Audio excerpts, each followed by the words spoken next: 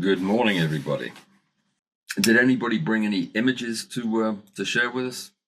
I just got a bit behind with things, but I have got something we might want to have a play with just to see what's possible. But Good. Hey, Julie. Good morning. We're waiting a couple more minutes to see if Bud shows up. I know he's been on some kind of a holiday for the last couple of weeks. I think he was playing golf somewhere. Yeah, I thought last time he said he wasn't going to be here today. Ah, there you go. Then probably we shouldn't wait. So Nick has an image to share with us. Who else has a picture they'd like to discuss and look at, and maybe work on? I got a couple. Okay, cool, excellent.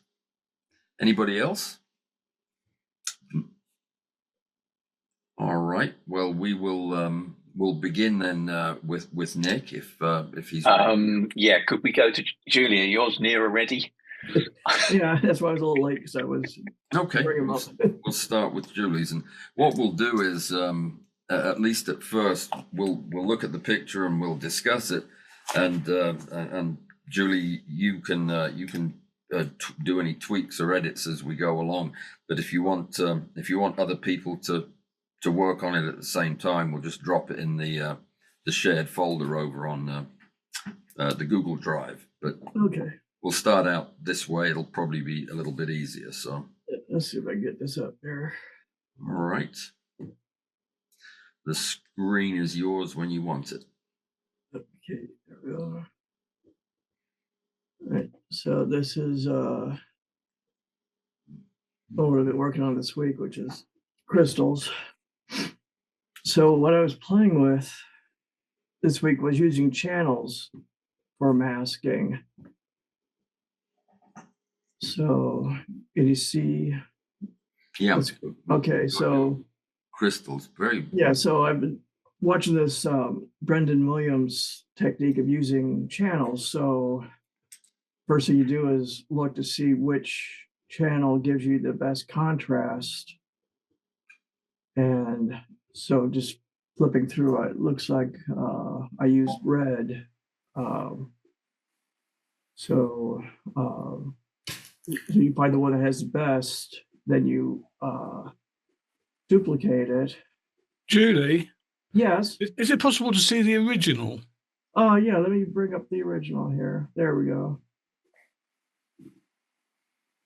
I had removed, let's see if I go back. Here we go. So that's what came over from Lightroom. So What is the chemical, Julie? This is beta-alanine and water. Cool. And so bring it back to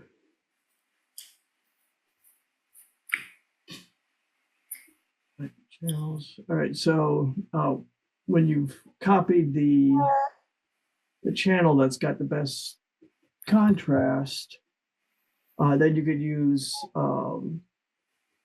image adjustments like levels and curves to try and get bring out any of the grainness of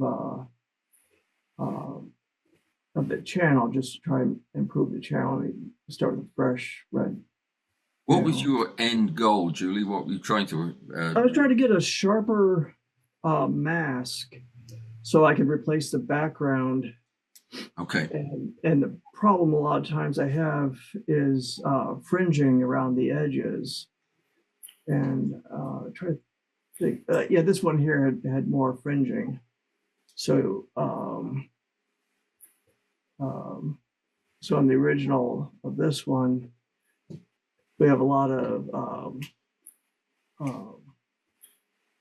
just not nice sharp edges. So trying to get the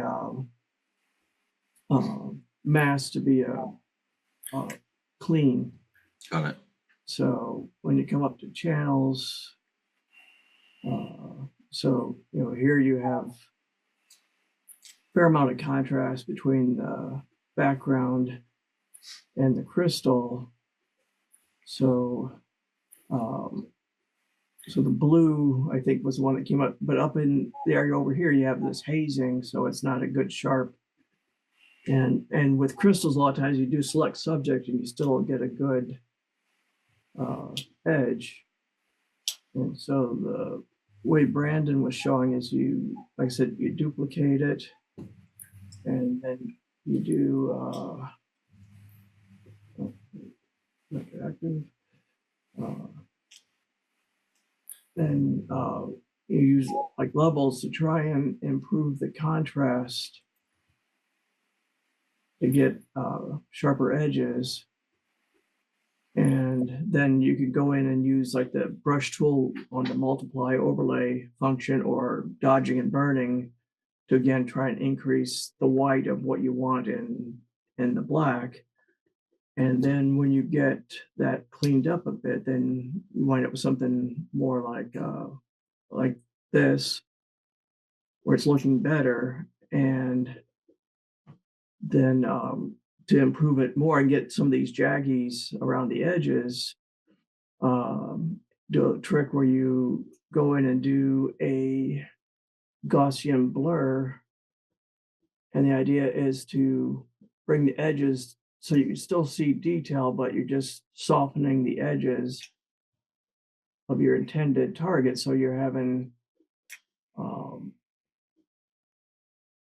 it's blurry, but it's still, and then you go back in and go back to the levels and you bring the whites down close to center and the blacks up close to center. And then now you have a sharp edge, which looks natural, and it so now if I use this as the mask,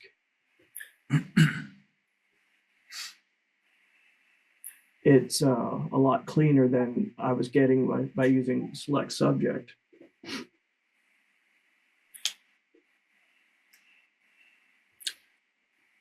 So Interesting. It looks like there would be regions where different channels would be sharper.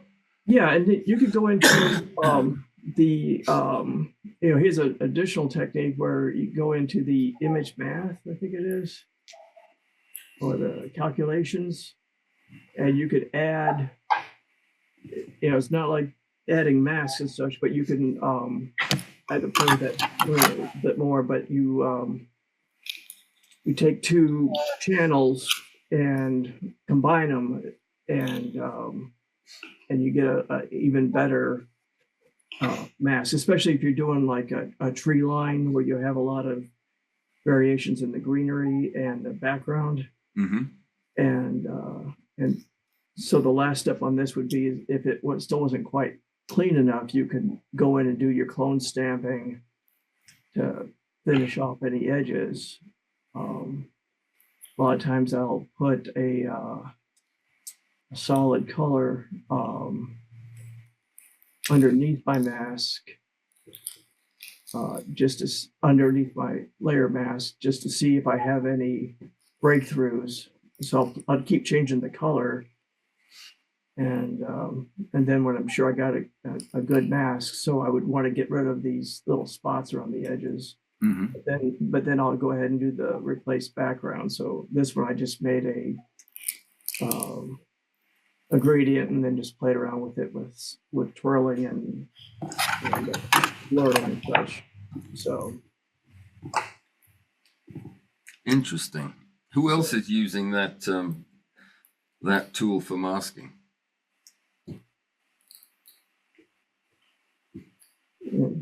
yeah, it's not something that you need for everything, but when you have a one with a fringy edge like hairs and such, sometimes this can be a lot easier than refine edge tool and select and mask. Julie, what was the name of the gentleman that you were following? Brendan Williams. Thank you. Yeah, and he did some presentations at the Photoshop summit this year, and so he has several free YouTubes on complex selections using channels and the image math techniques to like add channels together to get the best intersection. And I tried on one of my night photos, and I got a very good horizon line with trees in the foreground, which is the bane of a night photographer. So it's a little different, and it's taken some work, but I'm feeling more confident with that. For instead of going to select and mask and then try and clean it up with dodging and burning, this has been a little bit easier because you're dealing on the channel layer. And also sometimes I'll put I'll have the channel mask I'm using, and I'll put the original up at the same time so I can see the colors underneath and make sure I'm getting the channel cleaned up well enough. So, but it was a lot faster to do it that way than with the just regular selecting and then trying to dodging and burning and clone stamping. And then, also by doing the Gaussian blur and levels, then you, when you go and zoom in on your mask, and you always have that little bit of fringing, you get a nice sharp edged mask that way. So, but that was what I was working on this week. Interesting. Does anybody have any thoughts on this? Questions for Julie? Using color for masks? Julie, given that you're sort of a novice at it, how is it going to? Would it be a lengthy process to do an image like that with a bit of practice? No, I don't think so. Because like I said, I did it fairly easily with a night image I did up in Michigan this summer. And what I had Brandon's YouTube video up on one screen, and I was, kind of following along on the other screen so I can follow the steps. And it's just, with repetition, I'm getting a little bit better at it because it's not the way I learned how to do it to start with, like by using selections and such. But I found that just as a starting point, sometimes the channels give you a better starting point than the select. But also you can combine, making a selection with the channels to do even better. It's coming across, Julia, so it's similar to what Bud showed us with the noise one, wasn't it? Trying to think, was it a filter? He did a background erase, using the color, being able to erase a color by using the magic eraser. Yep. So you could combine but that's a destructive edit. But this one, you're playing on the channel layers, so they have no impact other than you could use the channel as a mask or as a selection if you want to, block off or do a color or something. So yeah, if it goes wrong, you can sort of just bin it or switch it off or whatever. And it's just a channel. It's not, and then you could save the channels so that when you come back to it, it's still there. But if you do a selection and don't save it, it's gone. So okay, yeah, because I mean, the one Bud showed us, I had a look at. I could see, not surprisingly, I hadn't got the capability in Affinity.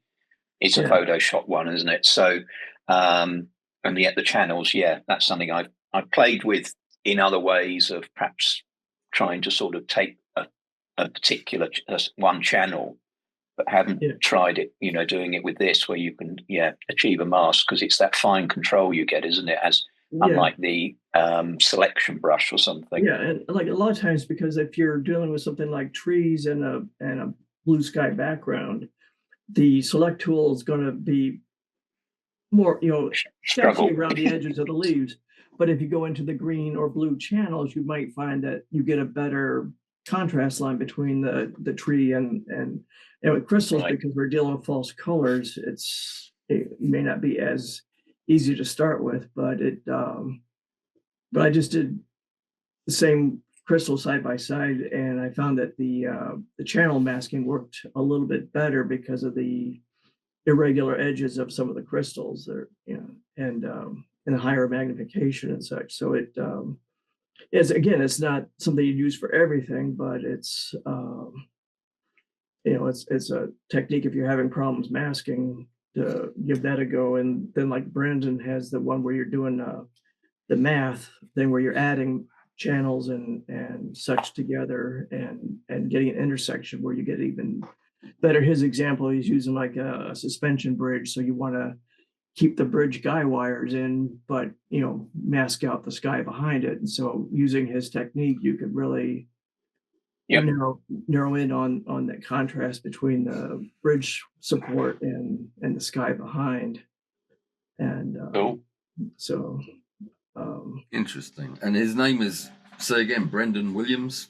Yeah, it's spelled Brendan Williams, I believe. He's got a YouTube channel. Guys, I put a link in the chat to an advertising release that Adobe put out with the new AI features in Photoshop that are on the way. It's pretty significant changes. Yeah, I've been watching the Allan Smith and such on that, and then the Photoshop Summit this year was talking about some of that. So, I may just play this on the channel for anybody who is interested. If we run out of pictures. If you're all right putting the AfterStack Google Drive link in the chat, Alan, is that all right? Yes. Yeah, just to speed up, because I've uploaded it. Why did Amazon send me $20,000? Because I use Amazon. I think it's Can I get everybody as it is for women like those that Charlie allegedly harassed to stand up for themselves in the moment and thereafter. There we go. Sorry. There you go. Mute your channels if you're not talking, and Nick, it's all yours. Okay.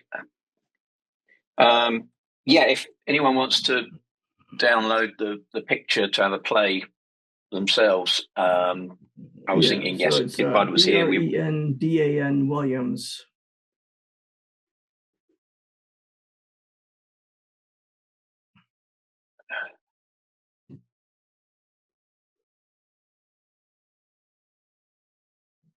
Where are we? There we go. Where is it, Nick? Or what's it called? If you got the chat link. Yeah, I've got it open. The link. Sorry. Then I put it in a folder. 11 of 2025. Oh right, okay. I didn't so for the month rather than the day. Okay, thank you.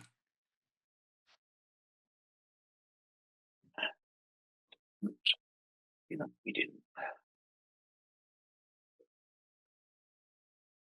Can you this is really just a screen and show the image, Nick, for those? Yeah, sure. Just getting into Zoom on the Mac, and then no worry. I'll be right with you. I got the picture in Google Drive. Thank you for putting it there.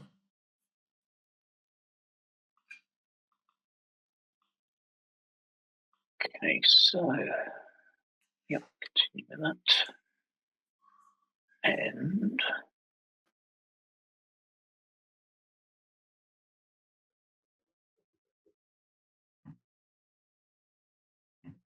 right, okay. Mainly because I know I'm the outlier on Affinity, so no problem. Got the picture now. Good. Okay, yeah. I thought. I didn't know if we just sort of run through the sort of. I could sort of do the standard box of adjustments that I do with this, and then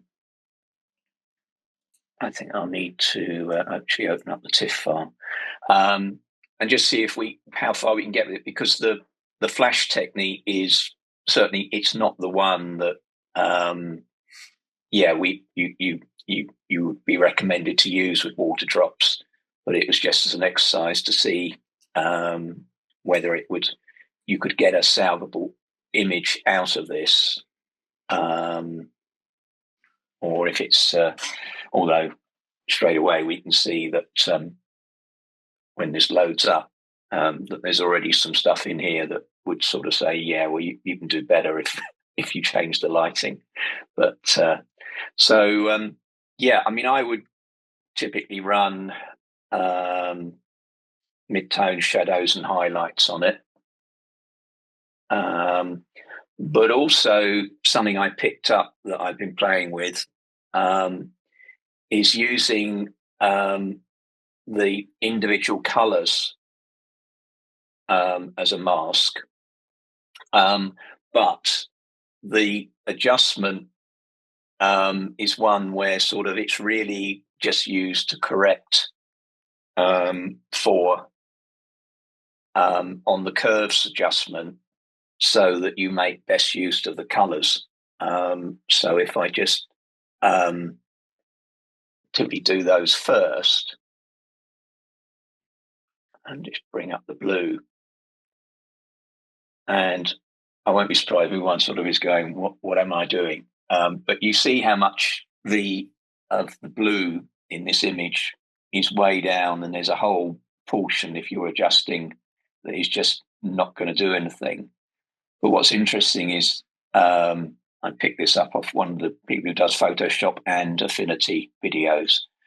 But if you basically bring the adjustment point and it either on effectively from the highlights back or from the shadows, but basically bring it back so that the portion over which it's making the adjustment is not playing with this whole blank area.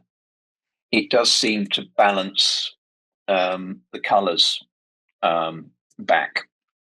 And so you just sort of step through each one, and you'll see, they're all sitting generally quite far back. And you see when you make the initial pull it back, but when you pull it back into the middle, that tends to rebalance the color. And collectively, it's not a particularly coarse adjustment. You can find that you get some quite nice sort of subtle improvements that are quite surprising, considering what happens when you shift the adjustment first of all. But necessarily, I can see with this one that the lighting's suffered because there's just not enough. That was quite good. Got that one accurately. But then I'd go into the mid-tones and not look to do anything too severe, but just to set up an S-curve on this. And I think generally on the mid-tones like to lift the shadows area up.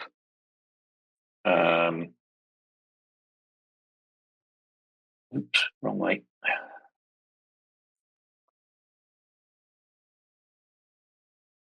Oh, lost it. Yeah.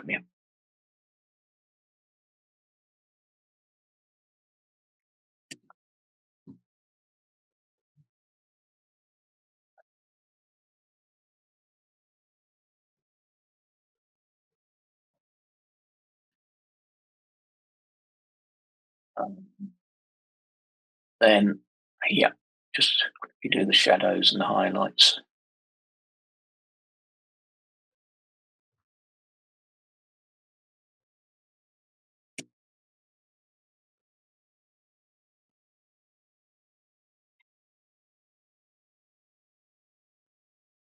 You can see that the changes aren't massive unless you make a mistake with the numbers. but you know, you can get some quite nice fine control with the curves adjustment on these. And then the masking's not doing too much there, but pop him in there. Oh.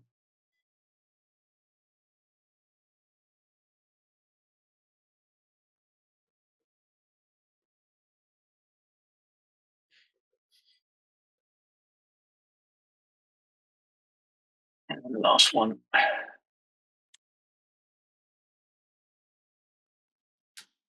Nick, how do Right. results compare to just boosting the contrast?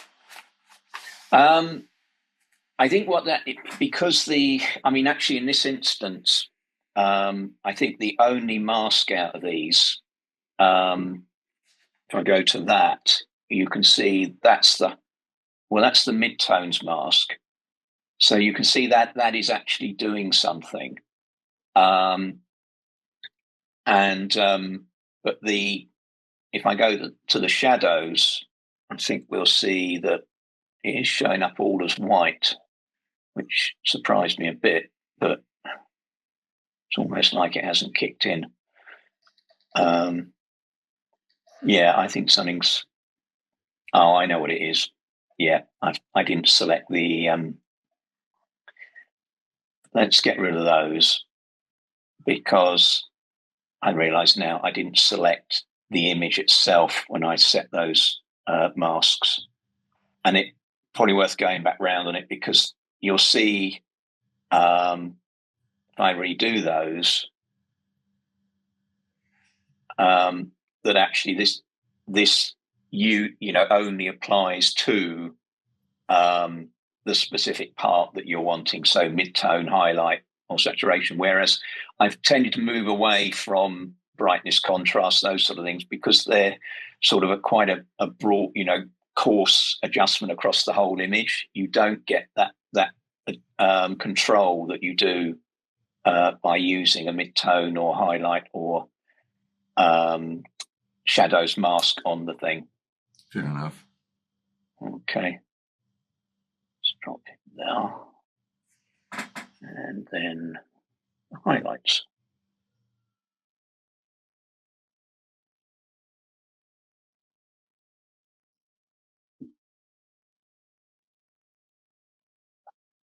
So you've created masks for every tonal range, or the 3 basic tonal ranges? Yes. It's something in Affinity they give you their actual filters that they have in it, and so then it's just taking it a stage further and put it in similar to what we went through the other week with was it actions? Was it in Photoshop? I think Affinity would probably position what these are macros as being the equivalent of that, where you can just knit a number of adjustment steps together, and then when you run that macro, it knocks out all of that. So where the tonal ranges would overlap, is there a transparency so that it's blending the changes you're making? Because when you get a lot of separation between one move and then the next move, you almost get like layered effects. Yeah, let's if I just put in the adjustments for the shadows and highlights, and then we can have a look at the mask for each to see, so it can be seen which part of the image it's actually going for. Right. Because I've tended to find that these, it's not like sort of you're the other end of the universe on each of them or something. Yeah, the obviously they are playing with each bit, and very likely that yes, there would be some overlap, but the amount, when you look at the mask, you can see it's picking up what you want it to. in the main. And any overlap shouldn't affect things too badly. And as much as anything with the adjustments, you sort of remind yourself, all right, if I'm playing with shadows, like I think I'm doing here, actually working up at the top end of the mid-tones into the highlights, that very likely I'm not going to be doing anything. So it's just almost force of habit that I'll put the S-curve in. And even though it very likely makes no odds to the image itself.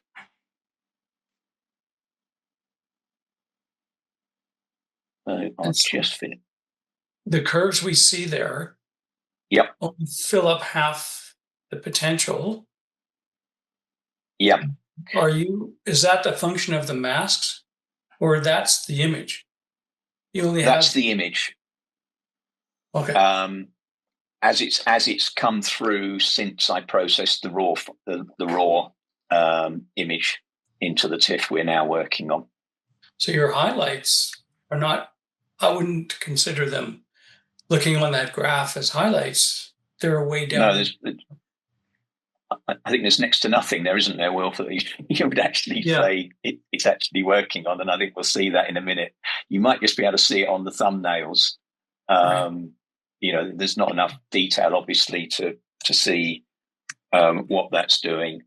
But yeah, it's. I think we're going to see that there's very little, if anything, going on those. So that puts in, all the adjustments. If we go back to the midtones mask, we can see just how much of the image it's going to be adjusting on that one. And it's sort of interesting how it's picking up some of these dots that are actually, I think it just shows how low, what low effect the flash actually had in this high speed sync setting. Nick, go to the Sorry to interrupt. Just out of interest, where was the flash pointed at the water drop? There were on this one. There were 5 flashes. Yeah. So each, even though the V1 Pro was at its lowest power at 1.256, that's actually, from what I've found on the web, they're saying that the actual duration is actually the same as, say, a TT 350 at a 1/28. Yeah, it seems Godox can't go below 1/20,000th of a second, I think, is the gist of it. What was the liquid? That's just water. I haven't progressed yet to working out my formulas for thickening it, but so yep, go on. I've been playing with it myself, which I'll show in a couple of weeks, using constant light. Because you've got clear water there, you're getting a massive contrast on the top and very low contrast on the bottom. Yeah. So it makes for a muddy picture. You might find that if you drop your camera down to a lower angle and put a background behind, a light-coloured background, coloured or whatever pattern you like, and shine your lights at that and allow the background to illuminate the water splash, you might get a much better effect and a better contrast. I'll give that a throw. What the setup on this was, and I say this was sort of like early playing with this, but the gist was I had a couple of MF12s pointing at the background, which you might just about be able to see. There's a sort of bluey tinge in the background. So those two were meant to be lighting that up. And then the V1 Pro and the 2 TT350s, you had the V1 Pro sort of from behind, but at about up at about 45 degrees. So that's really why that whole area is as lit as it is. That's the V1 Pro doing that. The TT350s are coming in from the left and right, again about 45 degrees to the midline. And so you can see there's just a hint. Rather bizarrely, they're both spaced evenly, but bizarrely, the lighting there, that's one of the TT350s doing that. So yeah, it's something I'm sort of working on. Really, the first thing was to sort of try and get a balanced image, and I couldn't resist working or giving the high speed sync a go, even though the word around the campfire is it's not going to work because of how it works itself. So I just gave it a try, just to see what it does. But I mean, you're right down at 1/8000 of a second and all this sort of thing. And I think the ISO was ramped right up. So it's really not conducive to giving a good picture. But I'm not. This was as far as I could get with it, with the settings I use. And I just was, thinking whether I was missing anything else that might pull a bit more out of it. I mean, the water itself was made cloudy with Dettol, and then I put blue food colouring in, though I found, been learning that you need a reasonable amount of food colouring. This was a sort of a turquoise sort of blue rather than a deep blue from the food colouring. So, it wasn't there in that context. Yeah, Julie. As a suggestion, I found when I started, I was using the food coloring, but I find it's a lot easier to clean up just water. So I use colored gels on the flash to give the color to the water. And by positioning the flashes creatively, you can get a different color for the basin and another color altogether for the splash column. It just takes some tuning, but it's a lot easier to clean up clear water that splashes than food colored water or milk yeah. I mean, I had that in mind when it's splashing around and thinking, what's going to get stained here? But I generally I'll put glycerin in a jug of water, and then let it set for a couple days, and then use that for the basin.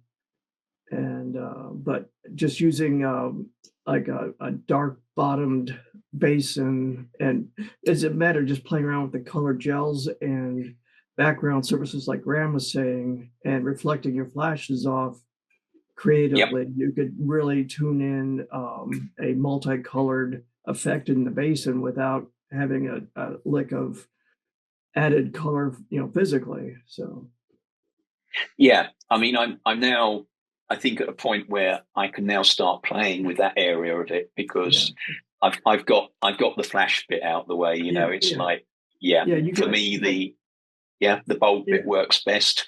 Yeah, you got good freezing of the action on the collision there. So Nick, in looking at your histogram, I find it hard to believe that there are 5 flashes that are going off in sync, unless they're very far away from the water. I would avoid, if possible, the mixing of the V1 and the TTs and the MF12s, because I'm not sure they all trigger at the same time. This looks like a couple of your flashes may not have been going off when this shot was taken. This was the thing with the high speed sync, Allan, that I was ready for it because of the way it works.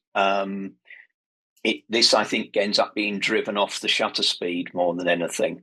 But you end up with such a fast shutter speed compared to, say, where I'm going to be doing this all with the bulb setting, or a second at most.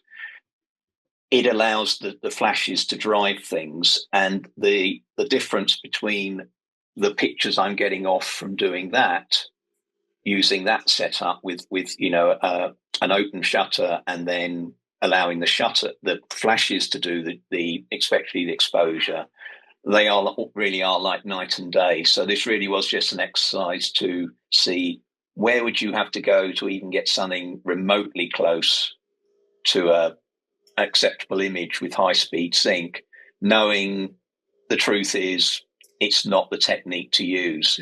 So so I just wanted to explore it to as it were, put it to bed.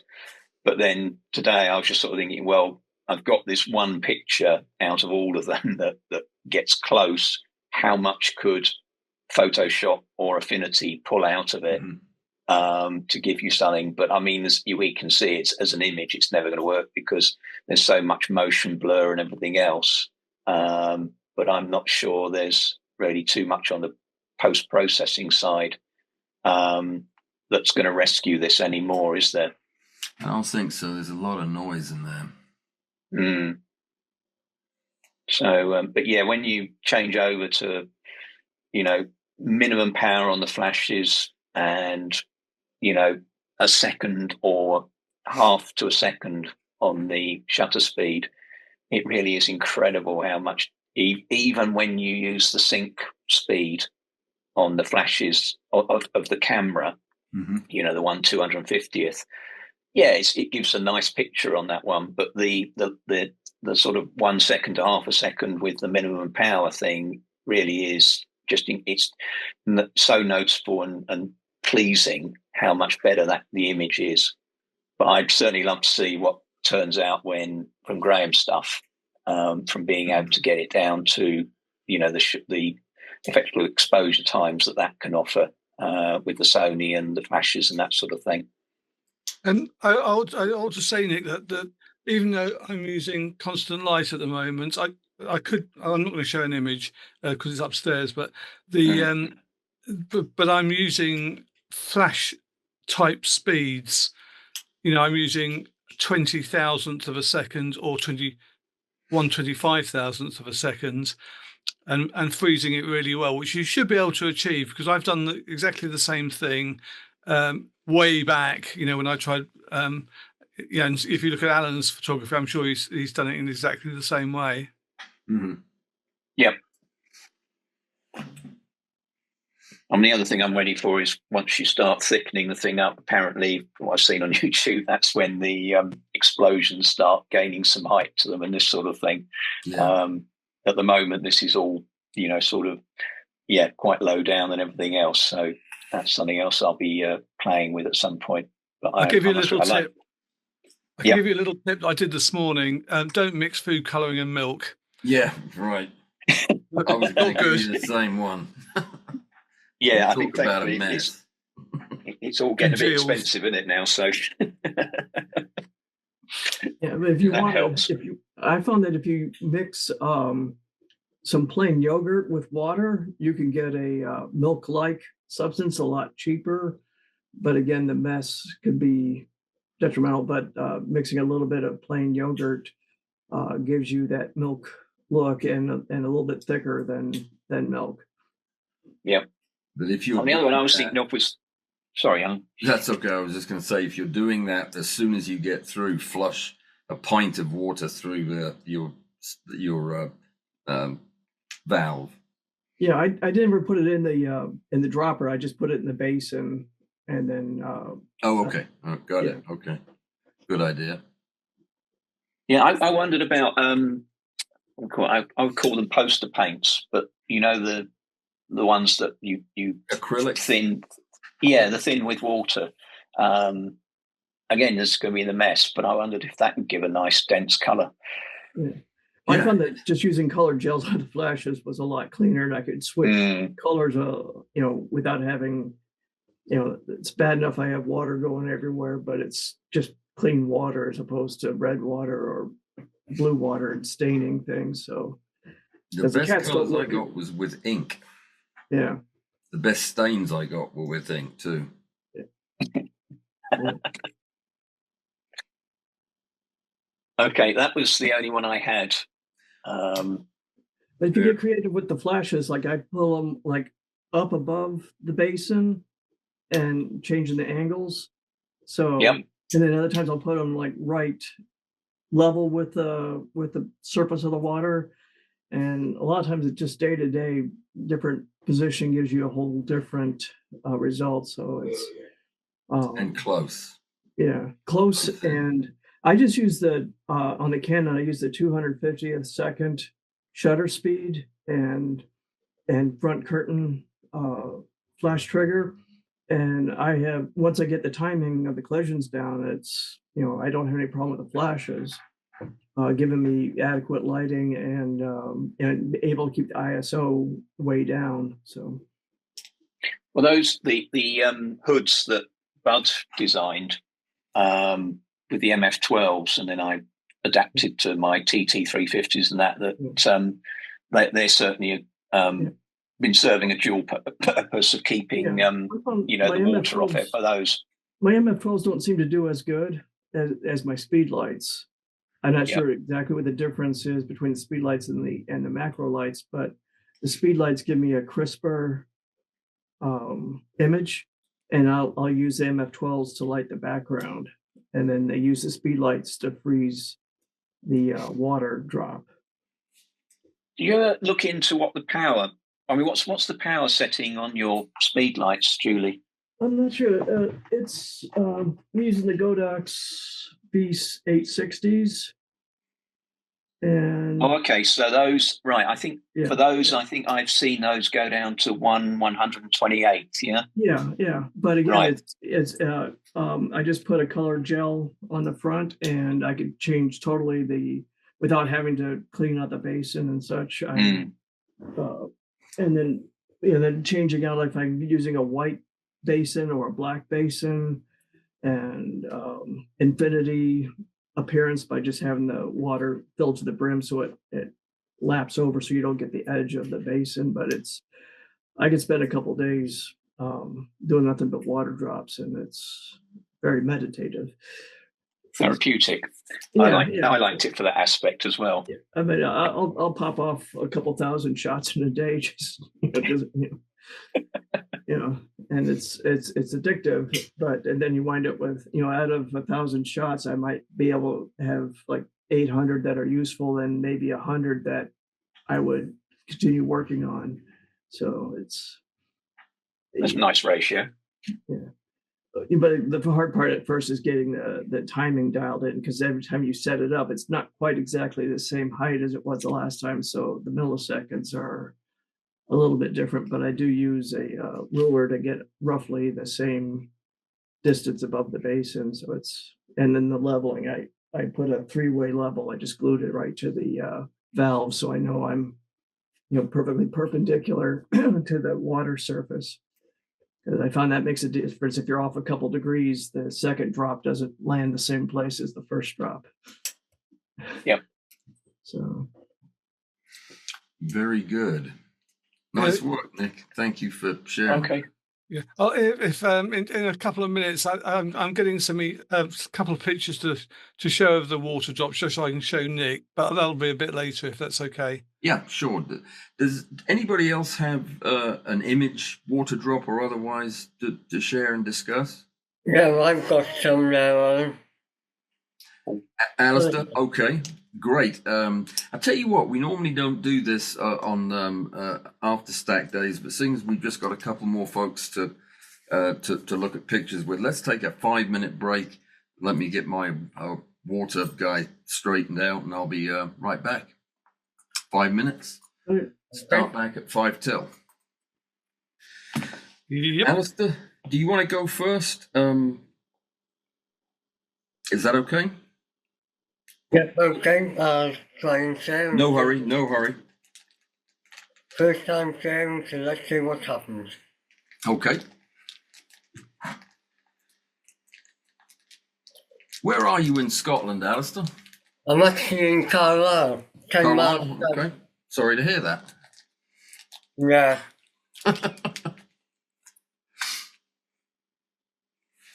Okay, can you see that? Oh, nice. Yes. yeah. That's a pretty one. That's taken with the Pluto trigger. Okay. Little bit of ghosting. I was using 2 long U560 flashes, and I think it was just slightly out of sync at 128. That's beautiful. Were you using a gel, or was the water colored? I coloured the water with red food dye, and then I had the flash, 2 flash directed at the background, and 1 flash directed on the water drop. What flashes were you using? Long Nemo 560s. Got it. Okay, that's a good flash. Yeah, Okay, next one. Oh, I've lost it. Damn. What have I done? Yeah, that happens.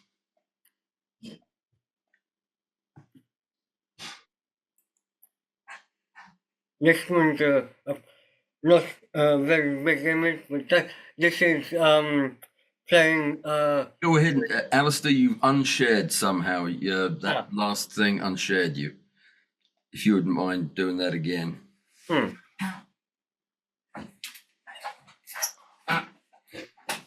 How did that happen?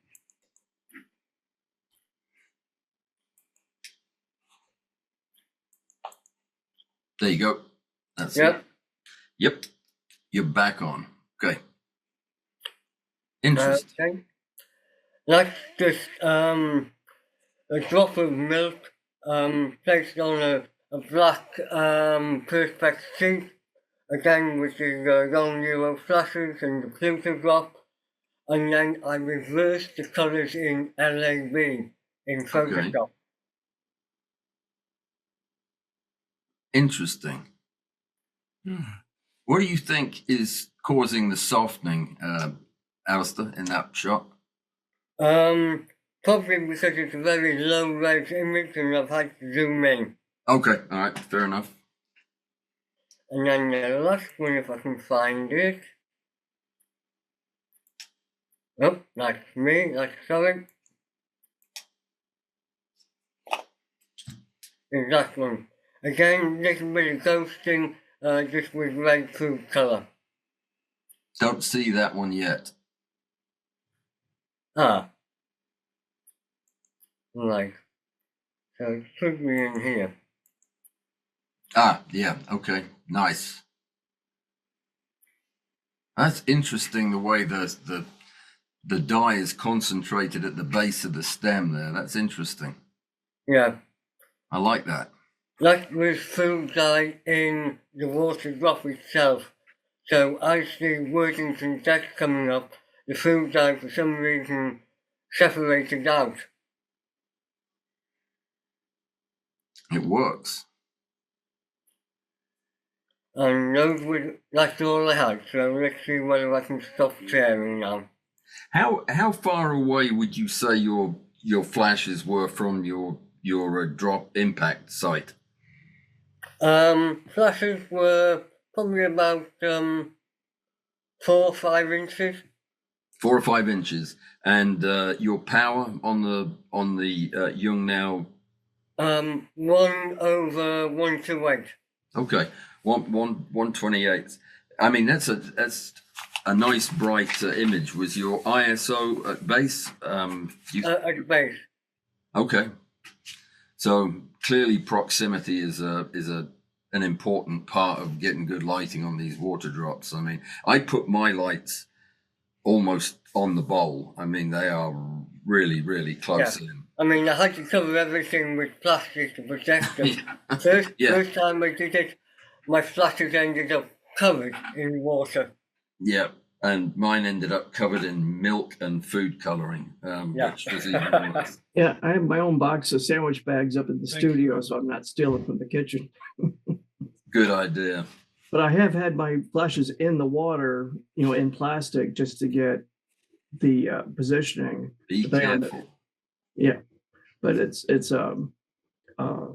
sometimes, if I have a large tray, I'll put the flashes up on a surface inside the water basin area. And okay, Alistair, thanks very much. They're great pictures, and it's good to see your work there.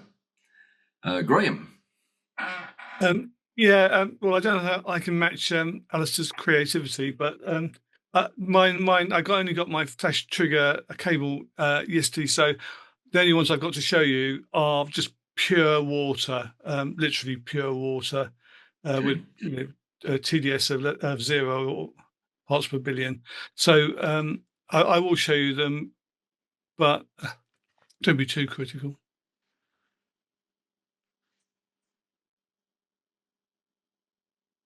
Have you got that?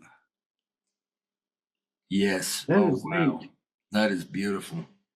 So that is This is at 1/25,000th of a second, constant light, lights on the background, ISO 3200, 3200, f/22. That is gorgeous. So anyway, that I've only got 3 pictures, and sorry, I apologise. These are low resolution ones because Karen's very kindly just sent them to me because I sent them to her yesterday. That's my dying angel with a little bit of smoke. Nice. Exactly the same thing. So it's being lit by the sort of, to show Nick, the background is being lit here. And one more I'll show you, which is the only one I've got here, is just another one, again, pure water being lit from behind. Not the greatest of shots, but just interesting. And frozen with the shutter speed. That's a patterned background. Yeah. Yeah, it's just a patterned background, Nick. Yeah. How the hell am I going to get out of this? I'm not sure. I've done Before it you again. get out of it, could you show the first couple again, just quickly? Yeah. You got there first, Harold. I was going to ask. So this is using low-lying theatre smoke just to give sort of an ethereal effect. Yeah. And this is gone. How are your lights positioned? I've got 3 lights. They're all sort of in the same plane as that light, facing the background, basically. But there's overspill onto so you can see the glinting off the water drop. So that's, I'm not saying they're perfectly lit, but you're getting some lighting on the drop from the overspill of the lights because of the spread of lights. But the majority is aimed at the background. I've got to say, I've got a suntan after using these lights. I have to go and have a lay down after doing it because I can't see anything. But anyways, and that's the previous one, which is again this is pre-corona, if you like. Just as the second drop comes down and clashes into the water drops. I've only got a 2-drop system, so. I think I've got better ones, but they're in the pipeline, so I will show you them another time. But these are probably the first ones you've seen frozen with, I would imagine, with constant light, not flash. I can't imagine there's many people doing them at this high speed with constant light. You need an enormous amount of light. Yeah, so you're able to select which frame is the best, which is intriguing to me because for me it's just like either it worked or it didn't work. I don't get to choose like where in the collision. Sure. Yeah. I can answer that question. So I'm using these are taken at 120 frames a second. Yeah. Obviously, only one image of that. So I'm not focus stacking water drops. Yeah. But you're able to select one of the. Yeah. So what I found is that the duration of the flash trigger, I've got no control over the pulse length, but it comes out at 11 shots. So I don't have to be anywhere near spot on with my timing because I get 11 shots from basically the water droplet in the water, with a rising one and collapsing again. So I can pick, which is why I can pick shots like that where the corona happened a bit earlier on, but I prefer that shot. So it gives me the advantage because you don't know what you're going to get. And if you've got a trigger that's just showing you one part of the corona, then you don't know what you're missing from the other part. So it worked out really well. It just means I got 11 shots to go through, which is great for me. Normally I have hundreds to go through to get one. I'm trying to get out of this at the moment. I apologise for. I've got it. Stop sharing. There we go. You probably mentioned your shutter speed, but I failed to hear it. 25,000th, f/22, ISO 3200 for those ones. I want to show you what the first time I did water drops, and I was thrilled with them, to be honest. It looking at Graham's, I would have probably quit photography if I'd seen these after his. But the issue that I had was getting the stem in focus, because I really wanted the exploding drops in focus, and of course I couldn't time it to the beginning of the impact. I had to just take it wherever I could get lucky. So these are ancient, but I was very happy to get the drops that I got sharp. But you'll see it's a recurring theme in all of my shots, that I couldn't get everything in focus. And these were at f16, I think. Let me see. There's a couple that another thing I'd like to do was change the angle of the camera and shoot down for the splashes. I could get more of it in focus that way. And nice one. Yeah, I put a bolt in the water basin and focus on that before I start dropping water. So I find where the water's going to drop to, and then I just put a tall, heavy bolt in the water so I could focus on that edge and looking at the front and back of the bolt. Yeah, make sure I have the depth of field I want. That is the infinity edge that Julie was talking about, where I had a little tube in the front of my bowl, and it was continually siphoning water in so that it was always full. So the impact was always at the same level, and you couldn't see the edge of the bowl in a lot of these. I obviously wasn't using the star thing, because some of these were pretty terrible. But yeah, this was my experiment with milk. Let it load. I actually liked the surface, the finish of it. It was gorgeous, real shiny and smooth. But boy, what a mess.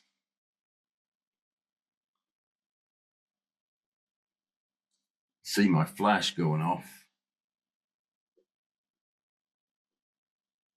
I don't know how many tens of thousands of these pictures I must have taken.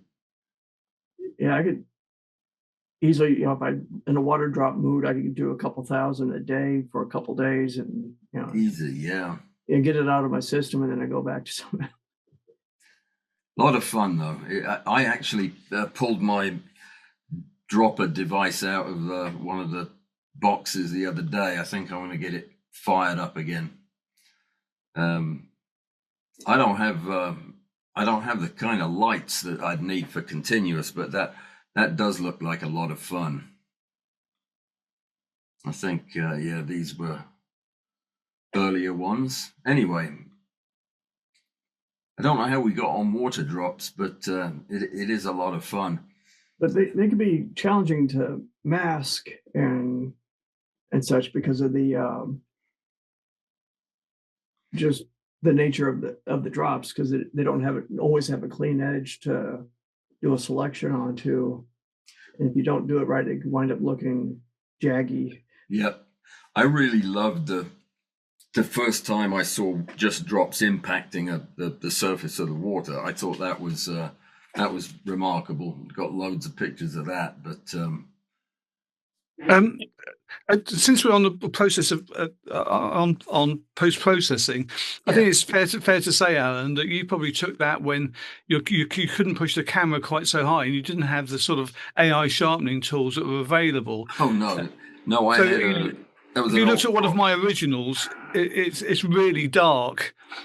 I'm underexposing because I haven't got the lights, and I'm pulling that back. By using topaz and what have you, you're using a double pass of denoise and a sharpen as well. Yeah. It's incredible what you can get back, and without those tools, it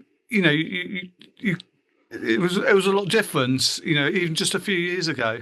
Yeah, they were shot with a Nikon D3000, the entry-level crop frame Nikon, with a couple of old borrowed studio flashes. They weren't even speed lights, and it was it was a mess. I was delighted to get any useful pictures out of them at all. But yeah, I that's why I pulled out the dropper, was to see how the Z8 with a nice lens and some good flash would do, especially with the editing tools we have now. So I don't have enough continuous light. You're using 2 of those Saruis? A 2 150s and a 300. Oh my God! No wonder your shop nearly caught fire. How long? In them on? When I'm saying I'm serious. You have to, I can only keep them on for a short time. Unfortunately, there's no easy startup. It would be nice to just turn them on, take the picture, and stop.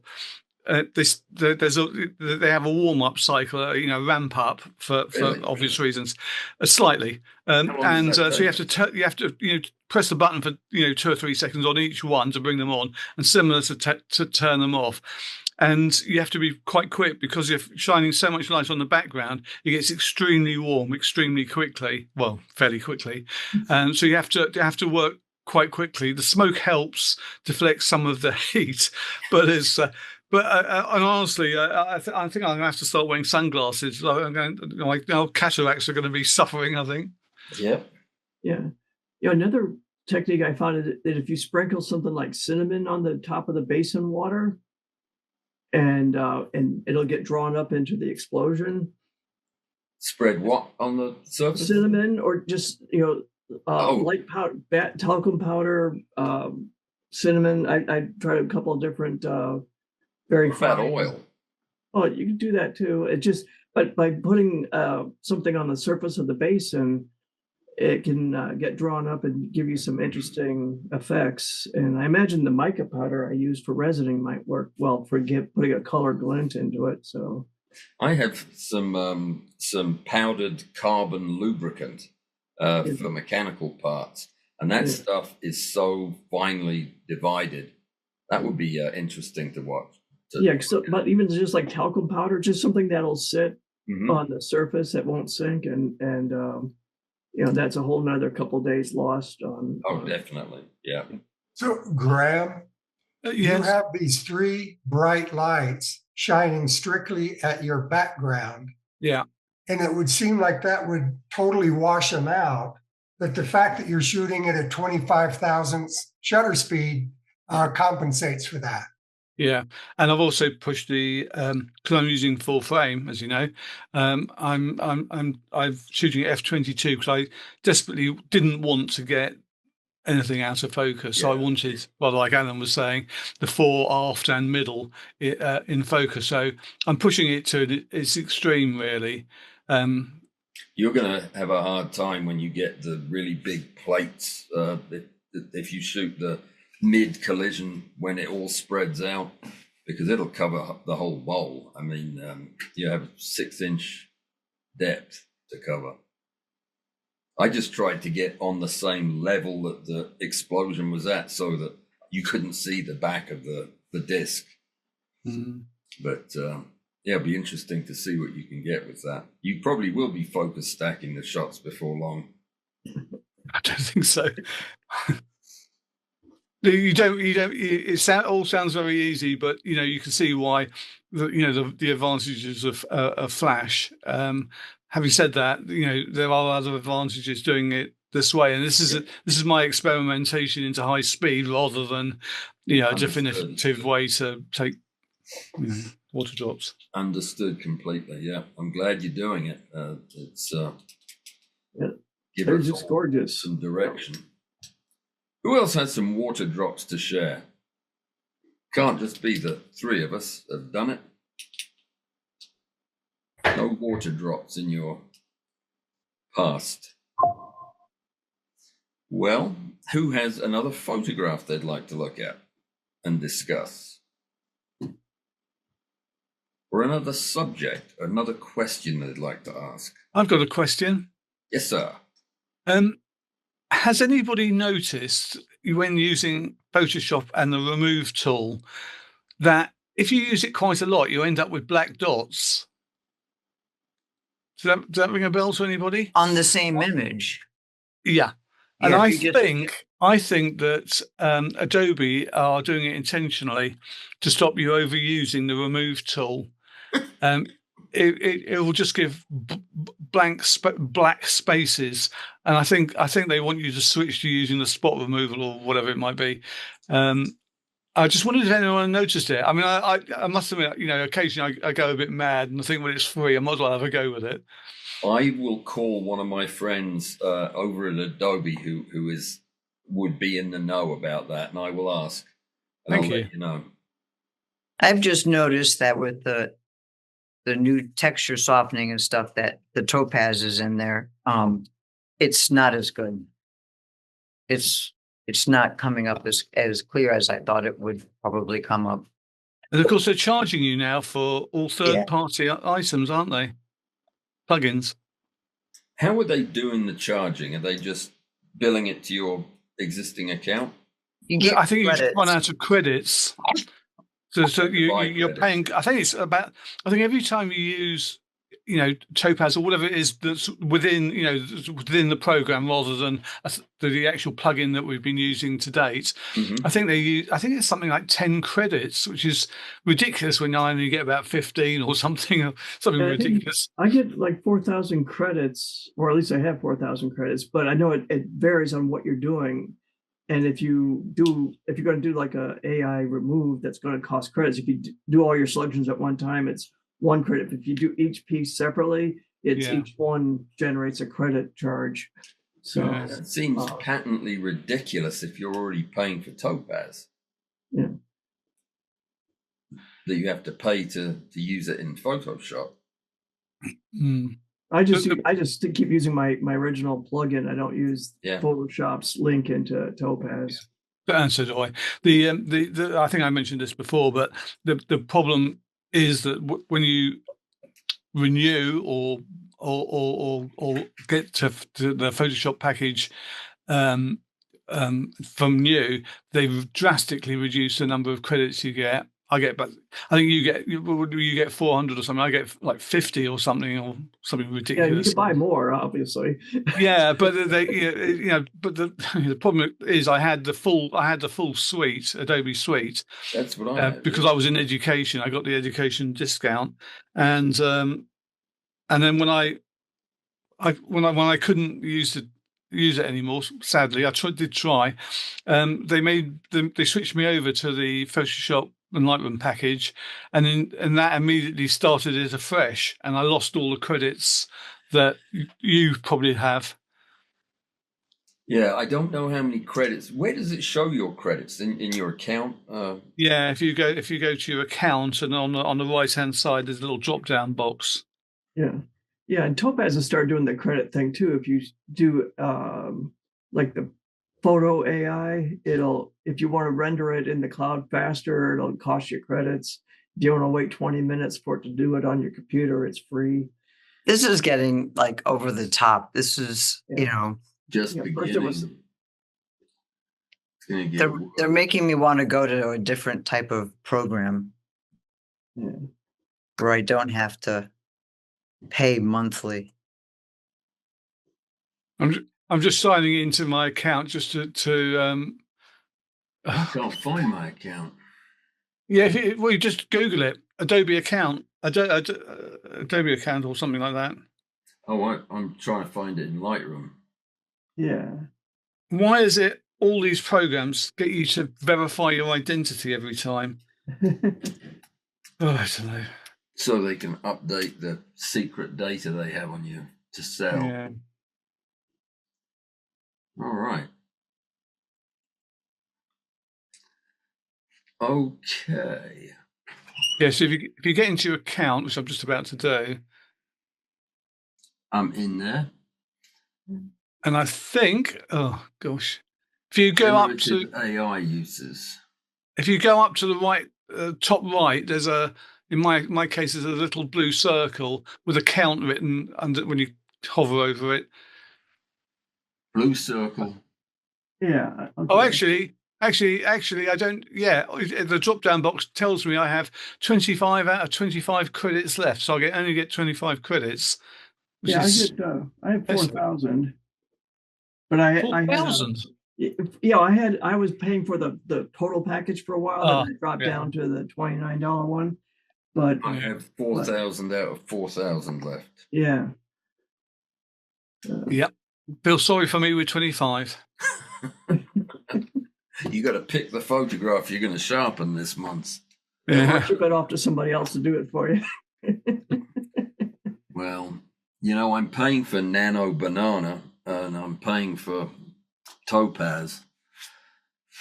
So on the other hand, Graham, you get the Sony lenses months before the United States. Okay. Your Sony lens is still not available through B&H. Was it not? The macro lens, no. Oh, gosh.